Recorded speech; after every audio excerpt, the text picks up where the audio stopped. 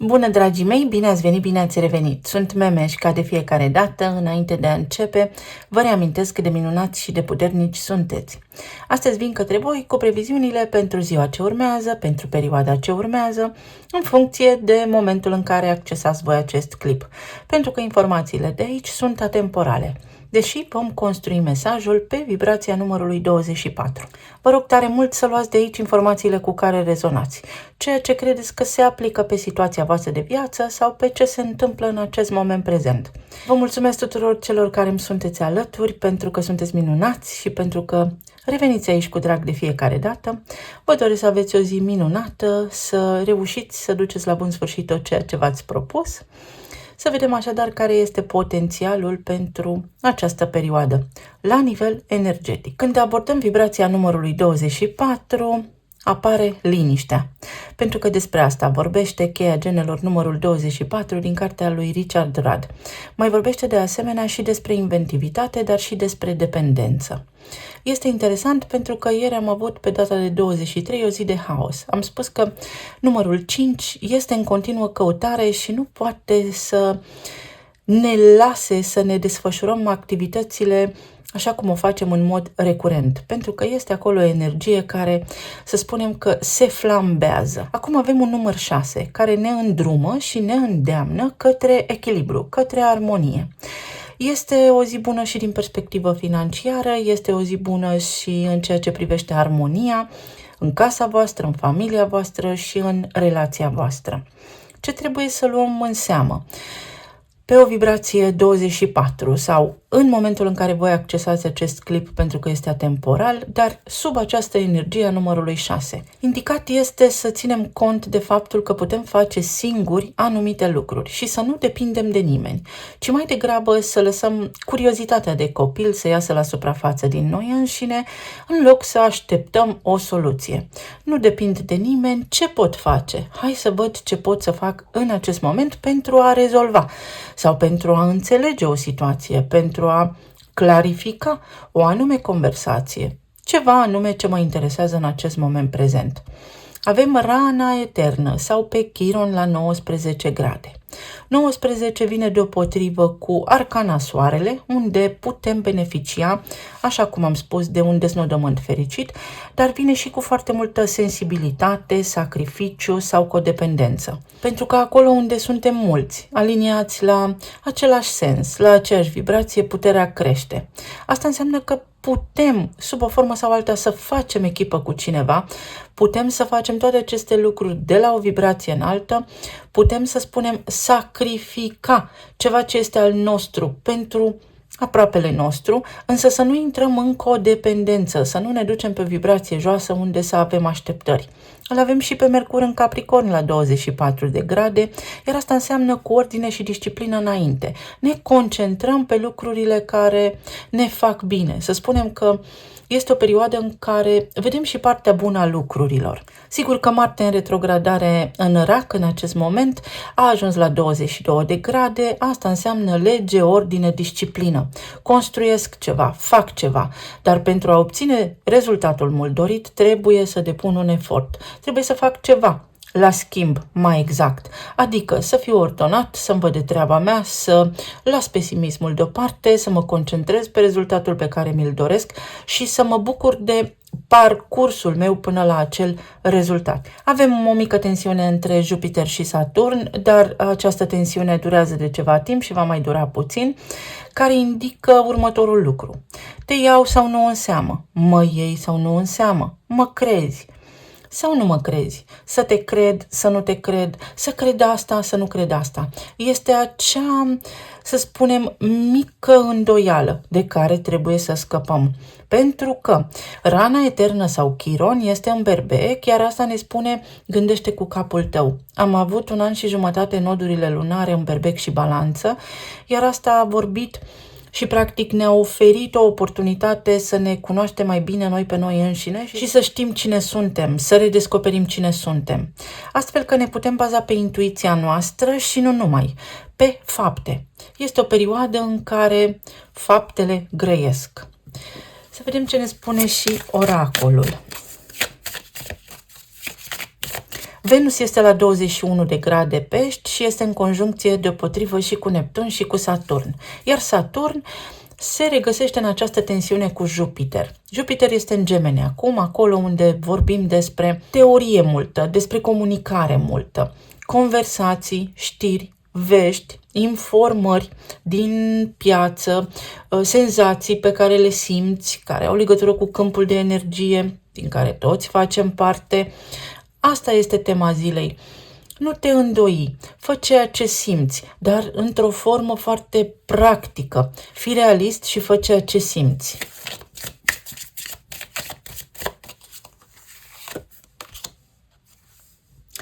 Avem aici un rechin. Îndepărtează-te de o situație, de îndoială, de sacrificiu. Cu siguranță ai deja răspunsul, cu siguranță știi deja ce vrei să faci. Avem numărul 35, poate este important pentru unii dintre voi, vibrația numărului 3, care este curiozitatea, și a numărului 5, care este căutarea. Vreau neapărat să aflu. În momentul în care afli, în momentul în care descoperi răspunsul potrivit pentru tine, te vei simți puternic. Iar asta ne duce pe noi către numărul 8, către putere personală, către o situație financiară care trebuie rezolvată. Poate fi vorba aici și despre cineva care îți invadează spațiul personal, care este prea aproape de tine, o situație care te stresează sau ceva de genul cineva stă pe capul tău. Mai poate fi vorba și despre voi. Aveți nevoie de un răspuns și cumva ușor obsesiv așa, vreți neapărat răspunsul respectiv atunci când vreți voi. Încercați să fiți echilibrați pentru că lucrurile se aranjează așa cum este mai potrivit în acest moment. Și dacă le forțăm și dacă nu le forțăm. Numărul 45 și tronul. Potențialul tău este nelimitat. O zi prin care putem crea prosperitate și abundență. Este ca o ușă care se deschide pentru ca noi să obținem un rezultat dorit, așa cum am menționat, la orice nivel, și la nivel medical, și la nivel financiar, și la nivel de relații, în legătură cu parteneriatul. În momentul în care am ridicat harta astrologică a zilei, în loc de anul 2025, am scris anul 2020. Pentru unii dintre voi, această perioadă, să spunem, 24 și anul 2020 poate are relevanță sau este ceva ce a început acum 5 ani sau ești într-o continuă vâltoare, căutare interioară și ai nevoie de o concluzie, iar concluzia aceea vine atunci când tu înțelegi ceva. Crezi sau nu crezi?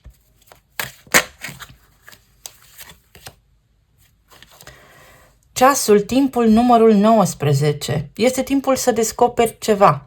Pentru unii dintre voi este o oportunitate sau este optimă situația, perioada pentru a vă activa curajul și forța interioară. Timpul perfect aliniat.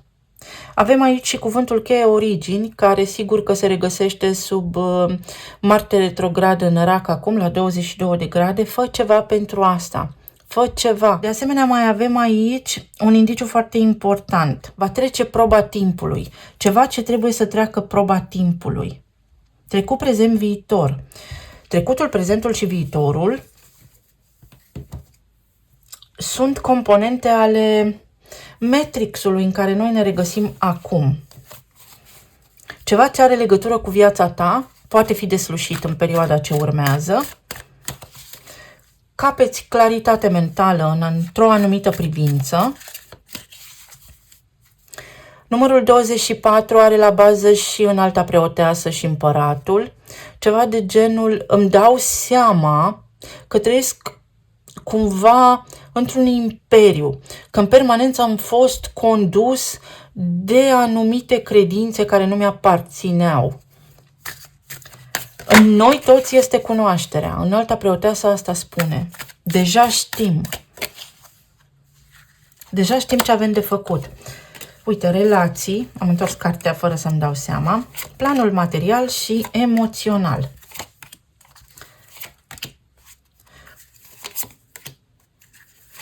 Poate fi ceva neașteptat, uite, care se întâmplă. Un început, o veste, o idee, o soluție, o achiziție, O oportunitate. Fantastică. Oh, oh, oh. Ce frumos! Totul este posibil. Mă crezi sau nu mă crezi? Mă crezi sau nu mă crezi? Ești față în față cu un potențial fabulos pentru ceea ce îți dorești tu. Dacă ești într-o relație de cuplu, ceva se schimbă și se schimbă în bine. Ceva poate fi luat de la început, ceva poate fi vindecat, dar vindecat la nivel de identitate. Pentru unii dintre voi să știți că poate însemna și divorț, pentru că identitatea ta de multe ori este asociată cu numele și prenumele nostru. Deși noi nu suntem numele și prenumele nostru, pe acestea le avem de la părinți. La nivel de identitate personală, de putere personală, ceva se poate schimba și este ceva absolut fabulos. Este și o conversație pe care o poți avea. Este și o aliniere pe care tu și partenerul tău de viață acum o simțiți. Este un fel de simbioză, este un fel de regenerare până la cel mai mic nivel. O perioadă în care zburdați, în sensul că aveți încredere, credem sau nu credem, credem în ceea ce facem și uite că dezlănțuim, frumos spus, un potențial absolut colosal, fantastic, fabulos pentru relația noastră și pentru ceea ce înseamnă viața noastră de cuplu. Pentru cei care sunteți singuri, lezne de înțeles că aici poate exista o oportunitate de împlinire a sufletului. Pentru unii dintre voi să știți că această perioadă este absolut magică. Vi s-a creat un spațiu pentru autocunoaștere. Profitați foarte mult de el. Atunci când ești singur, știu că poate fi greu, dar pe de o parte, solitudinea este un dar. Este o șansă absolut fantastică de autocunoaștere. Când ești în doi, ești într-o relație de codependență și de foarte multe ori nevoile tale nu mai sunt nevoile tale, ci sunt nevoile voastre. Iar tu aici ai o șansă de vindecare. Este nevoie de tine complet și vindecat. Este o oportunitate de remediere pe această vibrație 24 a unor lucruri care trebuie vindecate. Pe de altă parte, este ceva de genul, timpul nu mai poate fi dat înapoi. Ce putem face de acum înainte? Mai încercăm o dată?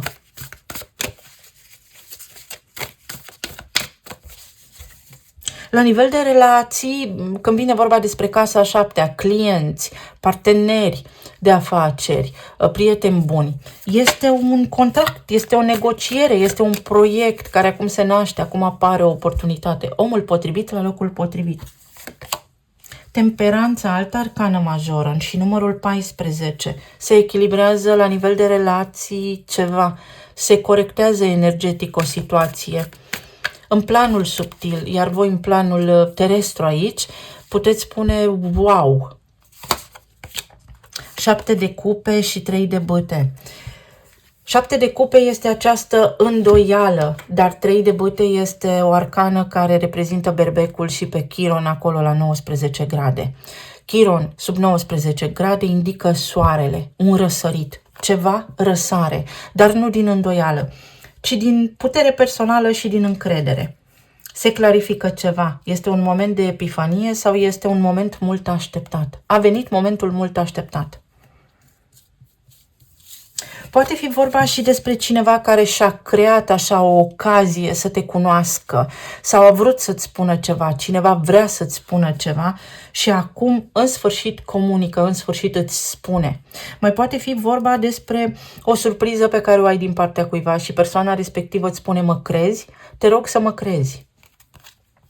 La nivel de plan financiar avem 2 de spade, 3 de spade și 3 de bâte. Asta înseamnă așteptarea ea sfârșit. Da, o perioadă cu bine și cu rău. Dualitatea aceasta, să știți că este a Matrixului, nu ne aparține, noi nu suntem duali, noi suntem tot ceea ce este, ca să spun așa, metaforic vorbind. Este o situație care se clarifică sau învinge o teamă, prinzi încredere că o situație se poate rezolva. Din nou este tema acestei așteptări. Așteptarea a luat sfârșit. Uite, aveam asul de monede aici și cărțile întoarse.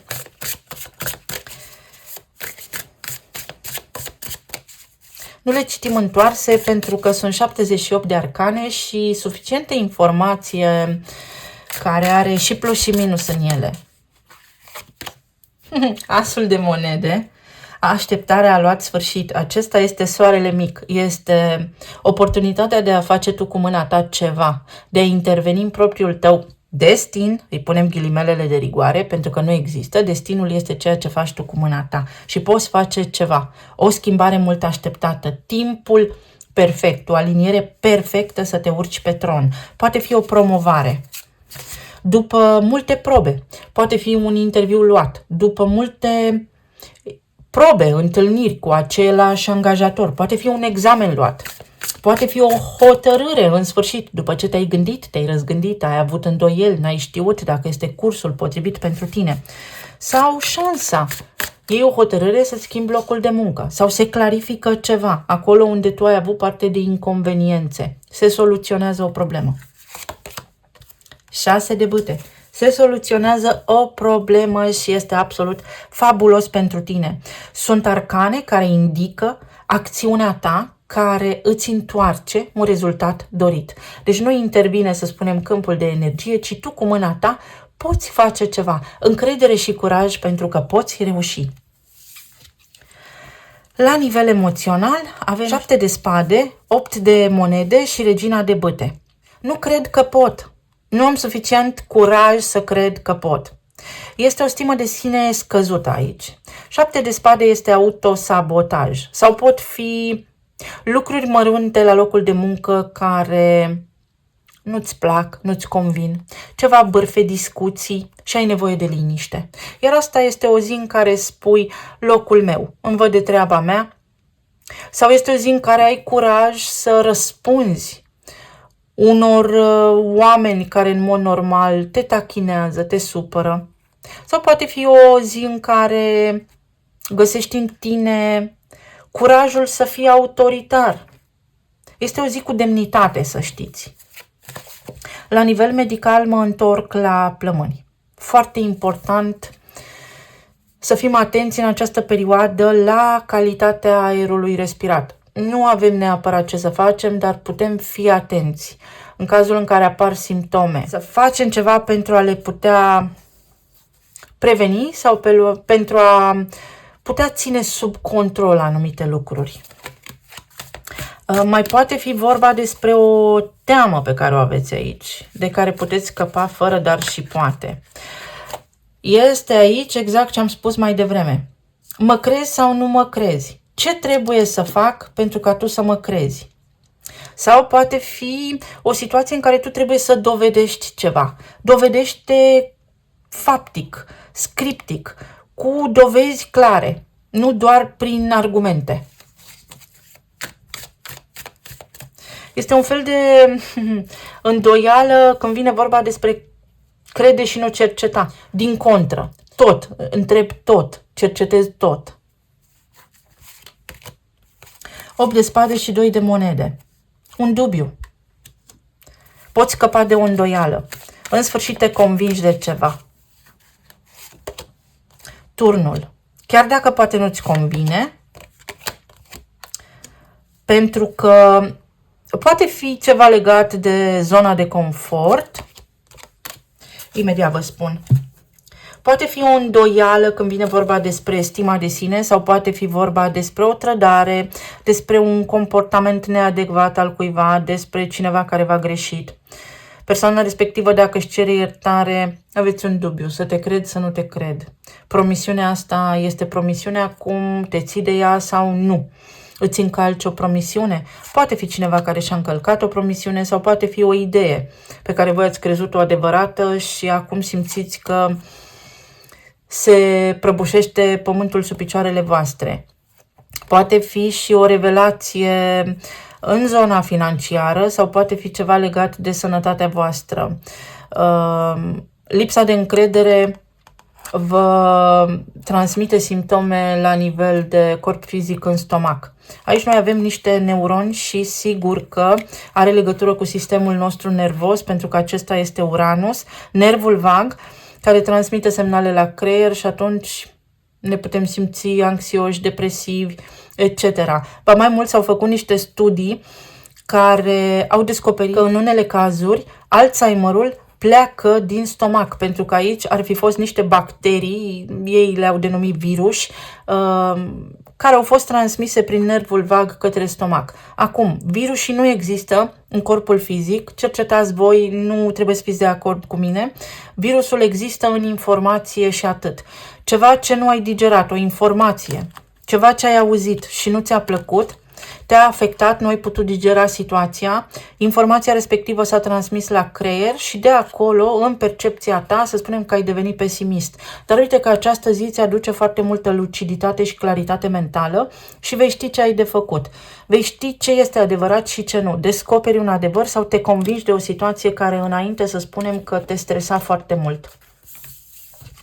Poate fi vorba și despre faptul că poate, uite, mergi la medic, ți se spune ceva și tu spui stop.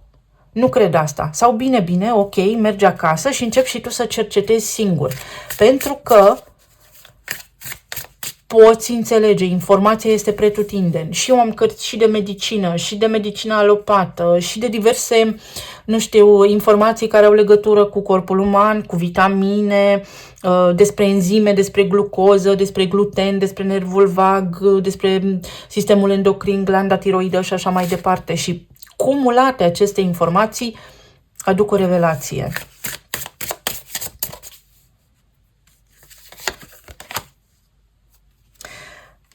Mergi pe o altă cale, mai caută o alternativă. Încearcă să descoperi singur. Există o posibilitate. S-ar putea. Acesta este răspunsul sub această vibrație a momentului prezent, care sigur că poate fi de actualitate oricând tu accesezi acest clip. S-ar putea. Și aici, dacă încape îndoială, caută, cercetează și afli și te convingi. Acesta este potențialul. Să vedem ce ne spun și talismanele.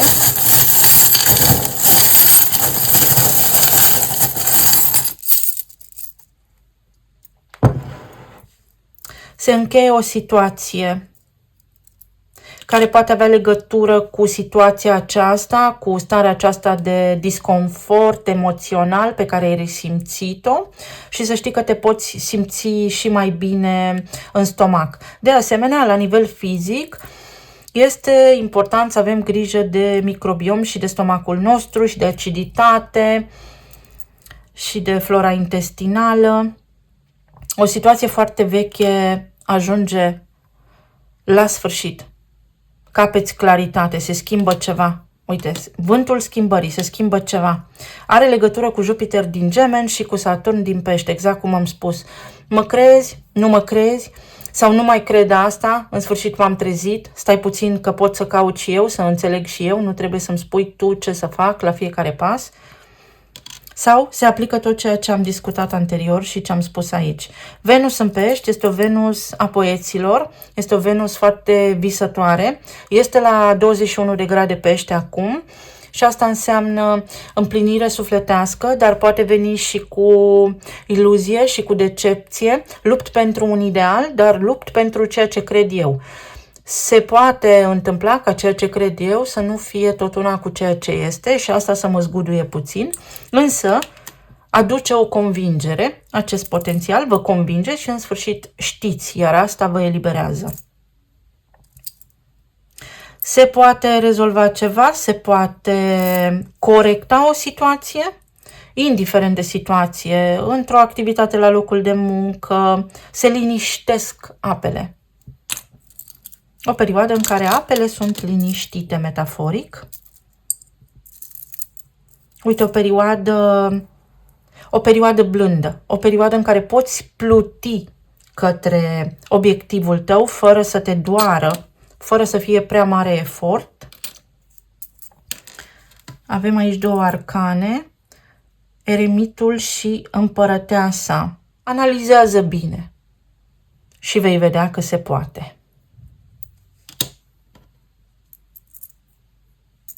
Convinge-te tu. Un cadou, o declarație de iubire. Parcă pare prea frumos să fie adevărat. Și atunci încerc să mă conving și până la urmă înțeleg. Știu. Știu ce este adevărat și ce nu. Uite, prin lentila realității proprii, s-ar putea să nu ajung la niciun rezultat. trebuie să fiu obiectiv și să înțeleg mai multe lucruri, să mă educ, să citesc, să mă informez. Și aflați răspunsul, dar care este aliniat la adevăr.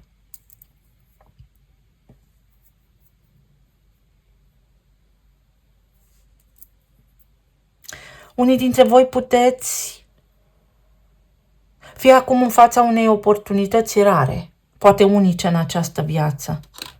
Fiți foarte înțelepți, pentru că vi se oferă o șansă mare, mare șansă. Și este ceva ce vă duce departe. Un început, dar care se duce departe.